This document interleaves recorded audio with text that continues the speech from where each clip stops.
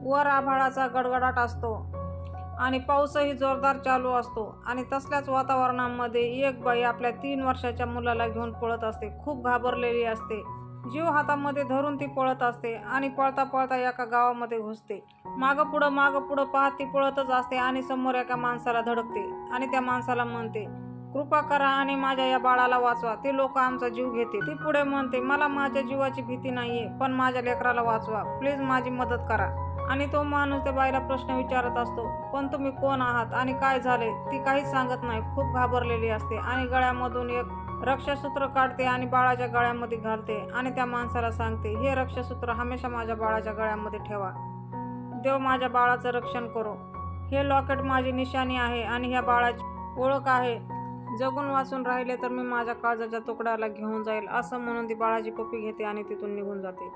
आणि लगेच पाठीमागून काही गुंड येतात. तो माणूस त्या बाळाला घेतो आणि आडोशाला लपून बसतो. ते गुंड त्या बाईचा शोध घेत घेत तिथं पोहोचतात, पण त्यांना तिथे कोणीही दिसत नाही. ते पुढे निघून जातात आणि तो माणूस बाळाला घेऊन देवाजवळ जातो. देवाला प्रार्थना करतो, देवा ह्या बाळाचं रक्षण कर. आणि बाळाला म्हणतो, आजपासून मीच तुझा बाबा आहे.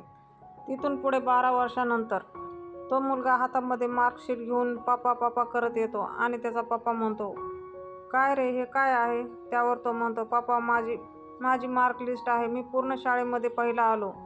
हे ऐकून त्याचे वडील खूप खुश होतात आणि ते म्हणतात, मी तुला साधं पुस्तकसुद्धा घेऊन दिलो नाही, तरीसुद्धा तू फर्स्ट आलास.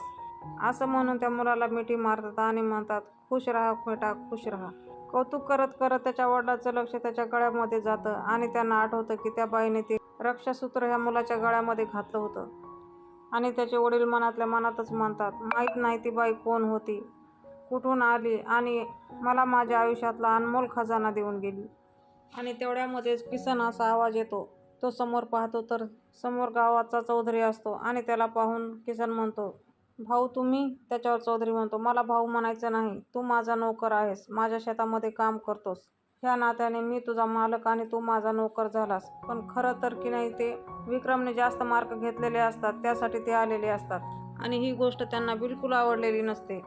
त्यावर रेखा म्हणजे चौधरीची बायको, तुझी तेवढी लायकी नाहीये की तुझ्या मुलाने माझ्या मुलापेक्षा जास्त मार्क घ्यावेत. इथून पुढे तुझ्या मुलानं जर जास्त मार्क घेतले तर तुम्हा दोघा बापलेकाचं काही खरं नाही. त्यावर किसन म्हणतो, पण आम्ही सुद्धा चौधरी खानदानातूनच आहोत, त्या नात्याने त्याला सुद्धा टॅलेंट दाखवायचा हक्क आहेच की. आणि त्यावर चौधरी म्हणतो, हक्क तुम्हाला फक्त लाथाबुक्याचा आहे. असं म्हणून चौधरीसोबत काही लोक त्याचे गुंडे पाळलेले असतात, ते घेऊन आलेला असतो आणि त्या लोकांना तो आदेश देतो की ह्या दोघा बापलेकांना मारा. आणि ते लोक दणादणा त्या किसनला मारत असतात.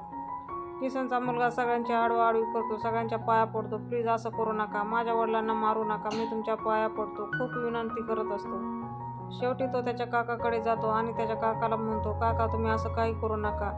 पुढचा एपिसोड पाहण्यासाठी आजच आपलं चॅनल सबस्क्राईब करा आणि बेल आयकॉन प्रेस करायला विसरू नका, कारण येणारा व्हिडिओ पहिल्यांदा तुम्हालाच भेटेल. तेव्हा व्हिडिओ आवडला असेल तर एखादं लाईकही नक्कीच करा.